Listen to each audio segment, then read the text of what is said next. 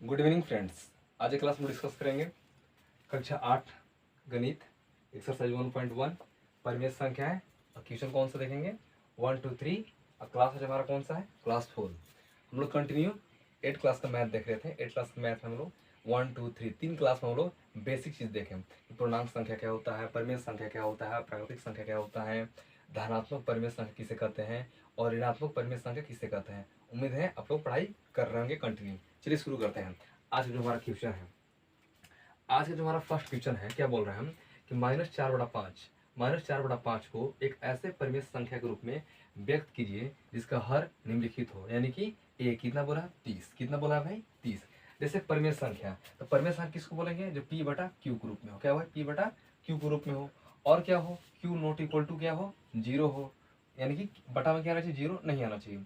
साथ ही p बटा Q है तो अंश किसको बोलेंगे, अंश p को बोलेंगे और हर किसको बोलेंगे क्यू को क्या बोलेंगे हम लोग हर बोलेंगे। जैसे 7/5 है, 7/5 है तो 7 मेरा क्या हो गया अंश, 7 मेरा क्या हो गया अंश और 5 मेरा क्या हो गया यहाँ पे हर।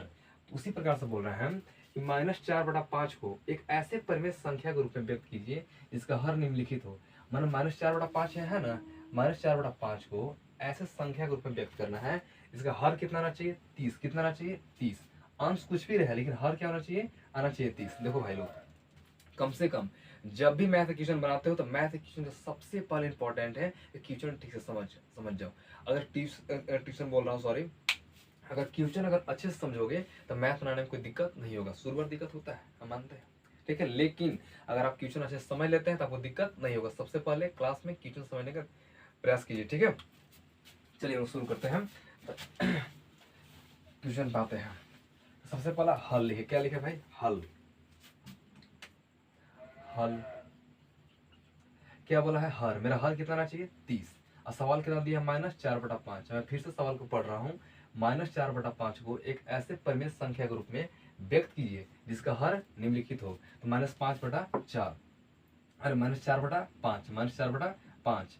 तो थोड़ा सा दिमाग लगाना है कि 30 में जो मेरा हर दिया है 30 में 5, जो 5 या संख्या दिया है हर, क्वेश्चन में कितना दिया है 30, सवाल में कितना दिया है 5। मैंने समझना -4/5 सवाल दिया है और सवाल में दिया है और -5/4 -4/5 में कौन सा संख्या से हम गुना करें मेरा हर कितना आना चाहिए 30। मान लो -4 है और फिर बटा 5 है गुना। अब जितना से यहाँ गुना करेंगे उतना ही से गुना यहाँ भी करेंगे। मेन चीज क्या है यहाँ पे है, मेन चीज यहाँ पे हम यहाँ गुना करने पर मेरा हर कितना आना चाहिए 30। कितना आना चाहिए 30। 6 से गुना करेंगे तो 6×5 मेरा कितना आ गया, 6×5 मेरा 30 आ गया। 6 यहाँ बैठाएंगे और जो संख्या यहाँ बैठाएंगे वही संख्या यहाँ भी बैठाएंगे। 6×4 मेरा कितना हो गया 24 -24। तो क्या हो गया बराबर तुम्हारा जो आंसर हुआ -24 बटा कितना हो गया यहाँ पे 30। तुम्हारा ANS आंसर क्या बोला था कि -4/5 को एक ऐसे परिमेय संख्या के रूप में व्यक्त कीजिए जिसका हर कितना हो निम्नलिखित हो। यानी कि पहला क्या हो 30, तो मेरा हर 30 यहाँ पे आया कि नहीं आया ना। अब चलिए बी नंबर सवाल लेते हैं हल। जब भी मैथ सोल्व करते हैं भाई तो हल लिखना जरूरी है। तो इंग्लिश में सोल्व लिखिए तो हिंदी में हल लिखिए, ठीक है। अब क्या बोल रहे हैं -45, -45 दिया है तो -4/5, तो -4/5 तो -4 को गुना करना है और फिर क्या चाहिए फिर 5 को गुना करना है। तो 5 हम कितना से गुना करेंगे मेरा 45 आएगा। 5 में हम जो हर दिया है 5 हम कितना से गुना करेंगे मेरा 45 आएगा। तो 9 से करेंगे, 9 5 45, 9 से किए और जितना हम नीचे गुना करेंगे उतना ही संख्या से ऊपर भी गुना करेंगे 9। तो कितना हो गया भाई 9 5 45, 9 5 45 और 9 चौके कितना हो गया यहाँ पे 36। मेरा कितना 9 चौके यहाँ पे 36, 9 चौके मेरा हो गया यहाँ पे 36। थोड़ा सा रुकिएगा, आंसर थोड़ा मिला लेते हैं इसको। तो बुक में जब भी मैथ बनाते थोड़ा आंसर मिला लिया कीजिए। मैथ है कुछ भी हो सकता है। तो जो आंसर दिया है इसमें -36 बटा -45, 36 बटा -45। हाँ तो क्या हो जाएगा यहाँ पे -4 था तो -4 यहाँ पे नहीं है, क्या हो जाएगा यहाँ पे यहाँ नीचे हो जाएगा फर्स्ट यहाँ पे। तो आंसर क्या हो गया 36 बटा -45 आंसर। पहला सवाल क्या था, पहला सवाल था आपका कि -4/5 को एक ऐसे परिमेय संख्या के रूप में व्यक्त कीजिए जिसका हर कितना हो निम्नलिखित हो 30। पहला था सवाल को सोल्व कर लिए। अब बी इधर लिए। तो उम्मीद है पहला सवाल आप लोगों को समझ में आया होगा। अगर कुछ कंफ्यूजन होगा तो कमेंट कीजिए। इसलिए हम लोग देखते हैं दूसरा सवाल। तो थोड़ा सा लिखना पड़ेगा भाई, तो मिटाते हैं। अच्छा स्क्रीनशॉट ले लीजिए। चलिए अब लिखते हैं हम लोग, अब चलते हैं दूसरे सवाल की ओर।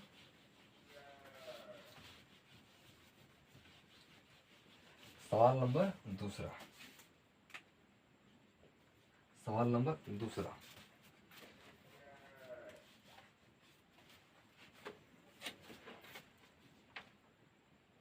बोल रहा है कि -36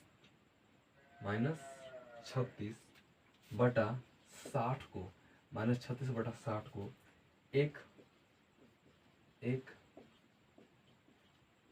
परिमेय संख्या, एक संख्या के रूप में, परिमेय संख्या के रूप में व्यक्त कीजिए जिसका हर 5 हो, जिसका हर 5 हो। सवाल क्या बोल रहा है? सवाल बोल रहा है कि -36 बटा 60 को एक ऐसे परिमेय संख्या के रूप में व्यक्त कीजिए जिसका हर क्या हो, जिसका हर हो 5, जिसका हर क्या हो 5 हो। तब -36 बटा 60 को एक ऐसे परिमेय संख्या के रूप में व्यक्त कीजिए जिसका हर कितना हो 5 हो। वहाँ पे क्या देखना है, वहाँ पे देखना 30, लेकिन इस सवाल में क्या देखना है हमको 5 देखना है। तो चलिए हम लोग करते हैं सोल्व, SOLVE सोल्व। कितना दिया है? -36 बटा 60 दिया है। अब बताइए 60 मेरा हर दिया है क्वेश्चन में, और लाना कितना हमको है 5। तो हम गुना करेंगे तब मेरा 5 आएगा कि भाग करेंगे तब आएगा? तो हम भाग करेंगे हाँ भाई, ठीक है। 36 बटा कितना हो गया 60। अब किस संख्या से हम भाग करें कि मेरा हर 5 आएगा? तो 12 से, 12 पचे 60, तो 12 से करेंगे, 12 से करेंगे यहाँ पे। तो 12 पचे कितना हो गया 60। अब 12 दिया कितना हो गया 36, क्योंकि माइनस में है इसलिए माइनस आ गया यहाँ पे। आंसर आपका क्या आया? आंसर जो आपका यहाँ पे आया -3 बटा 5, ANS आंसर -3 बटा क्या हो गया 5, ठीक है। चलिए और चाहे स्क्रीनशॉट ले लीजिए, कोई खास क्वेश्चन नहीं है ये। चलिए अगले सवाल की ओर बढ़ते हैं हम लोग। पहला सवाल देख लीजिए, पहला सवाल, दूसरा सवाल, और क्या देखेंगे हम लोग? तीसरा सवाल। हम लोग देखेंगे तीसरा सवाल।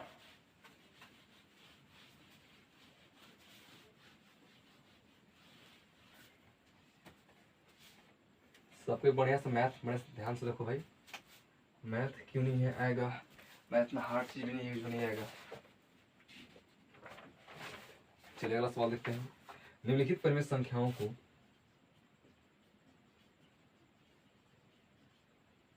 निम्नलिखित परिमेय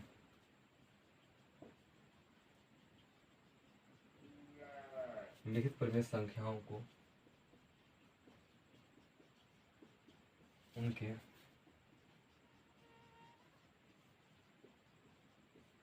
मानक रूप में लिखिए।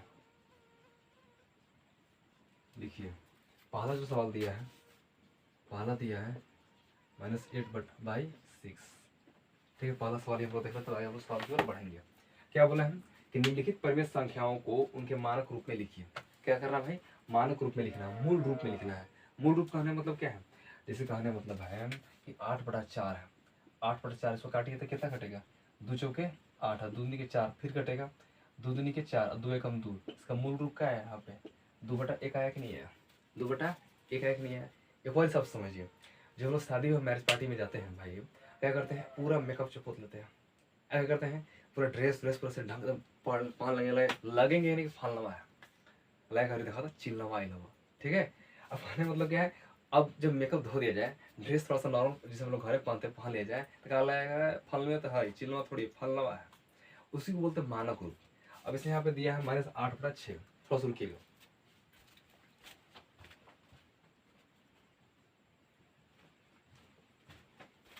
दिया है कि -8/6, 8/6 दिया है, तो कुछ नहीं करना है, सोल्व लिखते हैं, SOLVE सोल्व। सबसे पहले क्या करना है आपको? यहाँ पे 8 और 6 का मसा निकालना है।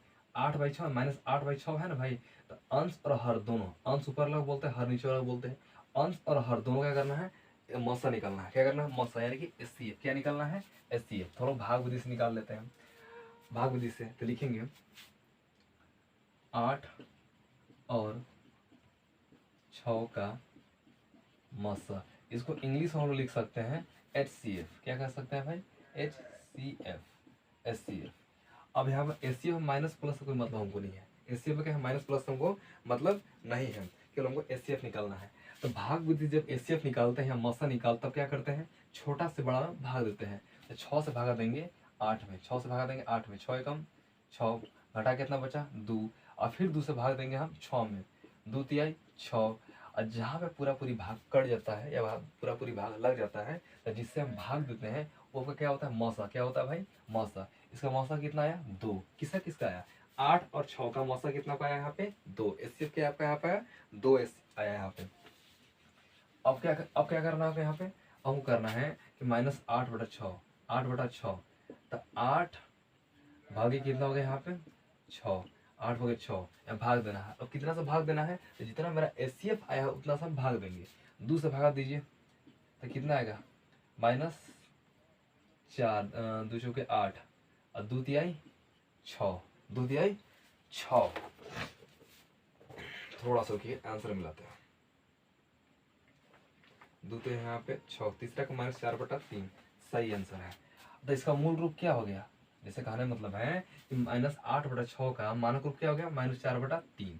सवाल क्या पूछा था कि निम्नलिखित परिमेय संख्याओं को, तो परिमेय संख्या है ही -8/6 को उनके मानक रूप में लिखिए, उनके असली रूप में, मूल रूप में लिखिए। क्या किए हम? 8 और 6 का मतलब मौसा निकाले, यानी कि HCF निकाले और फिर भाग दे दिए। जो संख्या है वो क्या हो गया आपका यहाँ पे? -4/3 और हो गया मानक रूप। ठीक है, चलिए इसका स्क्रीनशॉट लेना है तो अगला सवाल की ओर हम लोग बढ़ते हैं।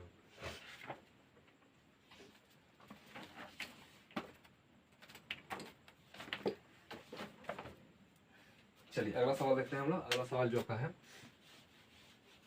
बहुत आराम से मैथ पढ़ेंगे, टेंशन ज्यादा मैथ में नहीं लेना है। अगला सवाल जो का है -12/30 -B, -12/30, -12/30 आपका जो सवाल है का -12/30। चलिए शुरू करते हैं इसको। Solve, SOLVE, solve. 12/30 यहाँ पे है, 12/30 है। तो क्या करेंगे? सबसे पहले 12 और 30 का हम लोग मौसा HCF निकालेंगे। 12 और 30 का मौसा, मौसा यानी कि HCF, highest common factor HCF। तब 12 और 30 से छोटा कौन है? 12 है। बड़ा कौन है? 30 है। तो 12 से हम 30 में भागा देंगे। 12 से भागा हम दिए 30, तो 12 दूना 24। बोलो भाई, 12 का हम 12, 12 दूना 24 बढ़ते 6, 3 और में बेसी हो गया तो 12 दूना के 24, 12 दूना कितना हो गया यहाँ पे? 24। अब 0 से 4 घटेगा, ये घटेगा, एक हासिल दिए 10, 10 में 4 गया, कितना यहाँ पाया? 10 में 4 घटाओ कितना बचा यहाँ पे? 6। अब एक हासिल दिए तो क्या बचा? 2, 2 में से 2 के काट कूट 6, 6 हुआ।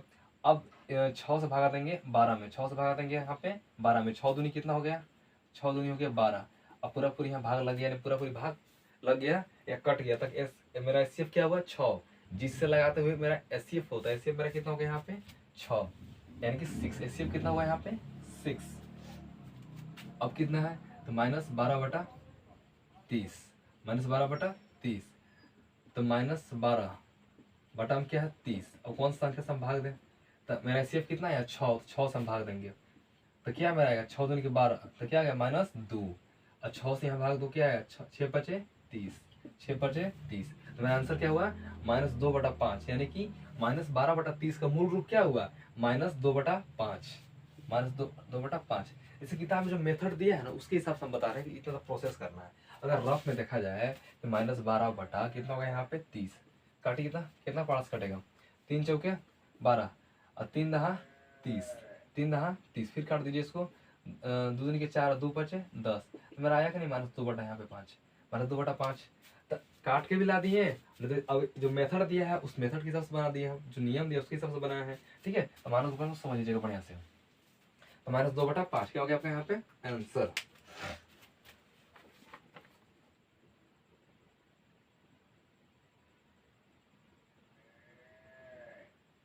चलिए अगला सवाल देखते हैं हम लोग।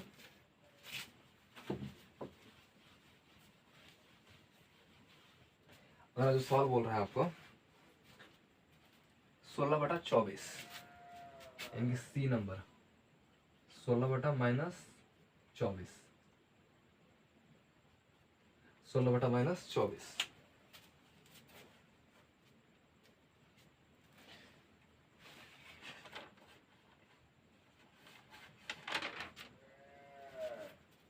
चलिए 16, SOLVE 16।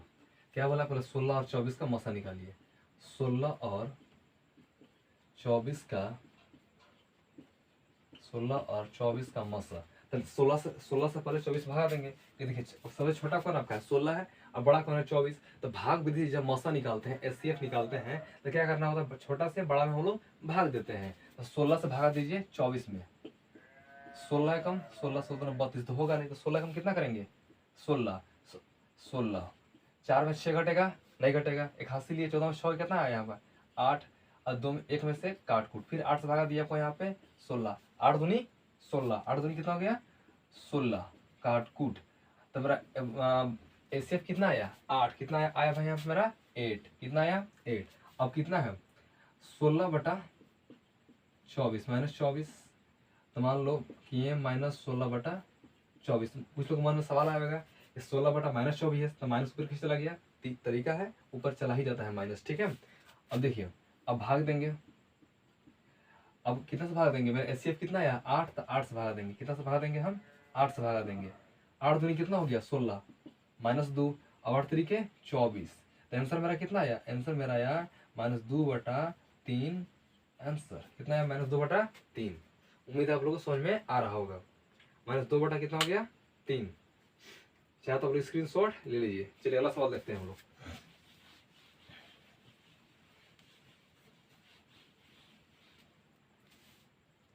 अगला सवाल क्या आपका है? -28 बटा -28/35। डी नंबर -28 बटा -35। -28 बटा -35।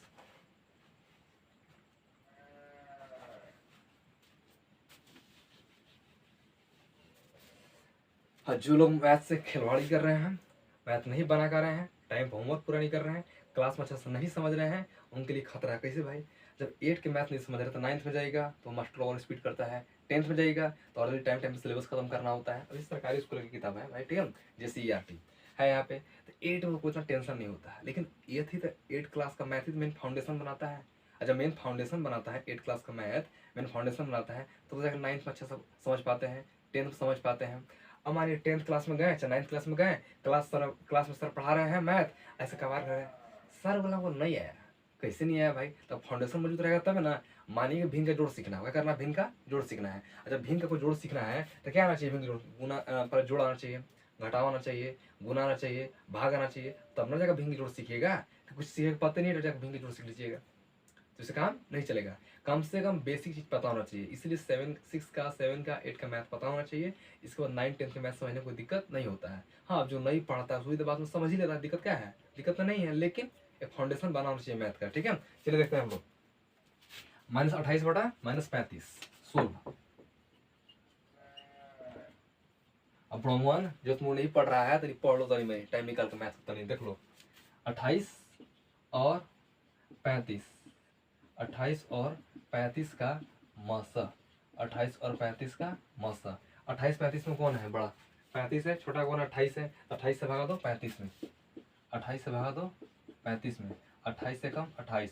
15 में से 8 गया, 7 काट कूट। 7 से भागा दिए 28 में। 7 चौक कितना हो गया यहाँ पे? 28 काट कूट। एसीएफ मेरा कितना आया? 7। मेरा एसीएफ कितना आया यहाँ पे? 7। अब चलिए आगे देखते हैं हम लोग। -28 बटा -35 बराबर, तो -28 बटा कितना हो गया? -35 भाग दो। एक तरह से समझ लो, माइनस माइनस का हो गया, कट गया। केवल क्या बचा तुम्हारा? 28 बटा 35 बचा। कितना से भाग देंगे? 7 मेरा मसा या 7 से भाग देंगे। तो 7 चौक कितना हो गया? 28। 7 बचे कितना हो गया? 35। तो मेरा आंसर कितना आया? आंसर मेरा आया 4 बटा 5, यानी कि मानक रूप कितना आया? किसका मानक रूप? तो -28 बटा -35 का मानक रूप क्या है? 4 बटा 5। कितना आया? 4 बटा 5। 4 बटा 5। क्या क्या हम लोग देखे आज? हम लोग देखे अच्छा 8 गणित एक्सरसाइज 1.1, चैप्टर नाम क्या था? परिमित संख्याएं 1 2 3। तीसरा सवाल, 3 सवाल देखें। अब कौन सा क्लास आज हमारा? क्लास आज हमारा है 4। कौन सा क्लास हो रहा है? रिकॉर्डिंग आज क्लास 4 हो रहा है। उम्मीद है कि आप लोग को बढ़िया से मैथ समझिएगा, और नहीं समझ में तो कमेंट कीजिएगा, और कहीं कुछ अगर एरर भी हो तो मैं सुधारने का उसको प्रयास करूंगा। चलिए, थैंक यू।